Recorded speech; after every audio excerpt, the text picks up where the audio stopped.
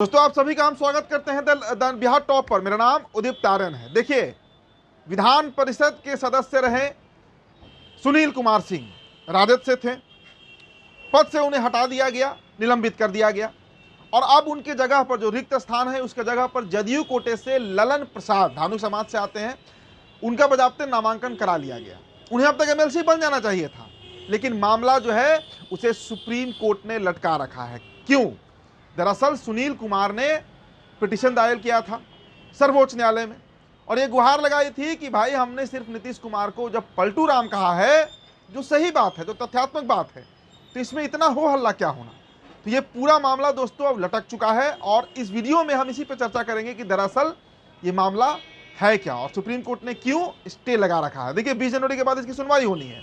तो बिहार विधान परिषद ने सीएम नीतीश के खिलाफ टिप्पणी को लेकर राजद एमएलसी सुनील कुमार सिंह के सदन से निष्कासित करने के अपने फैसले को सुप्रीम कोर्ट में सही ठहराया है। देखिए, विधान परिषद ने दलील दी कि सुनील सिंह ने आचार समिति की बैठकों में हिस्सा लिया और न ही उन्होंने नीतीश कुमार के खिलाफ कोई ऐसी टिप्पणी की है जो मतलब जिस पर अफसोस जाहिर किया जा सके, जो गैर संवैधानिक है। देखिए, विधान परिषद की तरफ से पेश वरिष्ठ अधिवक्ता रंजीत कुमार ने न्यायमूर्ति सूर्यकांत और न्यायमूर्ति एन कोटेश्वर सिंह की पीठ से कहा कि सुनील सिंह ने आचार समिति के सदस्यों की क्षमता और ऐसी समिति के गठन पर फैसले पर भी सवाल उठाया था।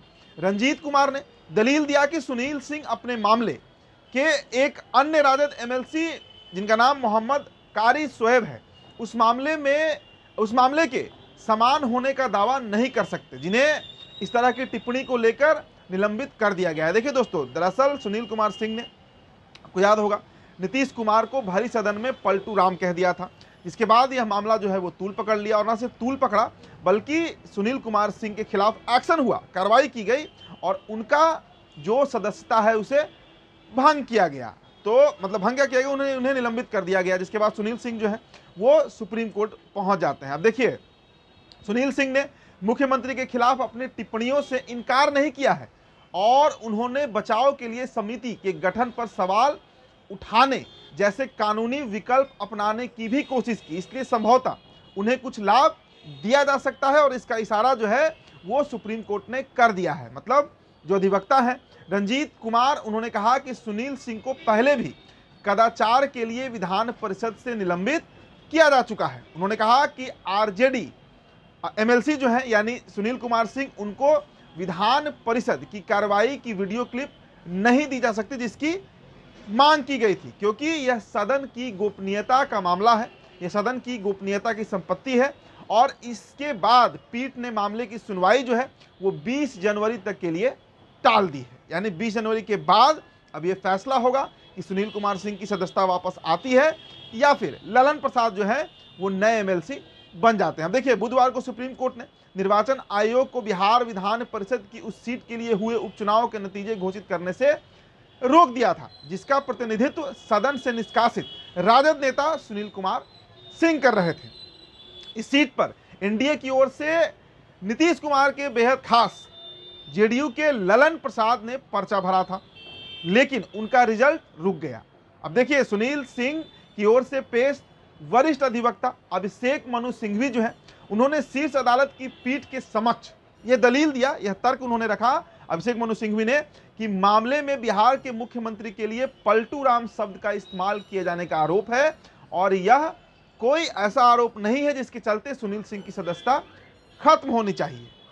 हाँ, यह भाषा ऐसी है जिसका सदन में प्रयोग नहीं होना चाहिए था, लेकिन मामला उतना गंभीर नहीं है। अभिषेक मनु सिंघवी ने कहा था कि हालांकि केवल सुनील सिंह ने को ही निष्कासित किया गया, जबकि अन्य विधान परिषद के जो सदस्य हैं उनको भी कुछ दिनों के लिए निलंबित किया जाना चाहिए। अगर यही कानून बनाना है कि आप नीतीश कुमार को पलटू राम कह दीजिए तो आपका निलंबन हो जाएगा। तो देखिए, आपको याद होगा, पिछले साल 26 जुलाई को बिहार विधान परिषद में अनुचित आचरण के लिए सदन से निष्कासित सुनील सिंह को किया गया था। अब सुनील कुमार सिंह जो है वो लालू प्रसाद यादव और उनके परिवार के बेहद करीबी माने जाते हैं।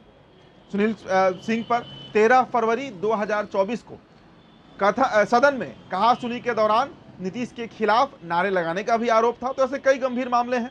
जनवरी 25 को सुप्रीम कोर्ट ने कहा था कि विधायकों का असंतोष जताते समय भी मर्यादित होना चाहिए। 2024 में आचार समिति के बिहार विधान परिषद के कार्यवाहक अध्यक्ष अवधेश नारायण सिंह को अपनी रिपोर्ट सौंपने का एक दिन बाद सदन से राजद एमएलसी के निष्कासित का प्रस्ताव ध्वनि मत से पारित कर दिया गया था। तो देखिए इस पर क्या फैसला आता है, लेकिन यह मामला ऐसा है कि इसने जेडीयू के जो नवनिर्वाचित एमएलसी हो सकते थे ललन प्रसाद, उनको भी त्रिशंकु में लटका रखा है और सुनील सिंह तो केस लड़ ही रहे हैं। तो फिलहाल दोस्तों इस रिपोर्ट में इतना ही। बहुत बहुत शुक्रिया।